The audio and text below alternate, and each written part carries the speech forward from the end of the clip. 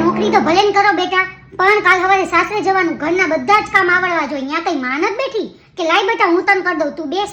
ઈ તો બાપના ઘરે વોશિંગ મશીન છે, અહીંયા સાસરે ગયા અહીંયા વોશિંગ મશીન નહીં તો હાથે કપડા ધોવા પડશે, એ આવડવું જોઈએ ને. કાલ સવારે સાસરે જવાનું છે બેન, એટલે એમ છે ને રોટલા નથી આવડતા, બધી રસોઈ આવડવી જોઈએ. કાલ સવારે સાસરે જવાનું છે બેન, તમને નહીં આવડે તો કાલ સવારે હાવ આવીને એમ જ કહેશે કે એની માએ તો કઈ શીખવાડ્યું જ નથી.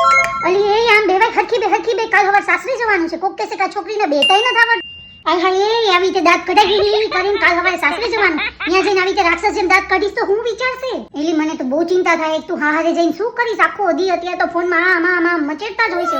અરે વેલા ઉઠવાની ટેવ પાડો, કાલ સવારે સાસરે જવાનું. અહીંયા 9 વાગે ઉઠશો તો નહીં આવે બેટા. ધીમું શાંતિથી હળવેથી મીઠું બોલાય. કાલ સવારે સાસરે જવાનું, આવી રીતે બોલશો તો કેમ આવશે? હાય પાણી પીતા તને નથી આવડતું, કાલ સવારે સાસરે જવાનું. હાય તને જમતા નથી આવડતું, કાલ સવારે સાસરે જવાનું. હાય હરખી રીતે હાલતાય નથી આવડતું તને, કાલ સવારે સાસરે નથી જવાનું તારે. હરખી રીતે કપડા હંકેલતાય નથી આવડતું, કાલ સવારે સાસરે નથી જવાનું તારે. હરખા કપડા પહેરતાય નથી આવડતું, કાલ સવારે સાસરે નથી જવાનું તારે. ઈ લાગે તને કાલ સવારે સાસરે જઈશ ને ત્યારે ખબર પડશે તમને. અમે તો તમને જન્મ જ એટલે આપ્યો હે કે તમે કાલ સવારે સાસરે જઈ શકો, બાકી અમારા જીવનનો બીજો કોઈ ઉદ્દેશ્ય જ નથી. સાસરે મોકલવા ઈ જ અમારું સૌથી જીવનનું મોટામાં મોટું કામ છે.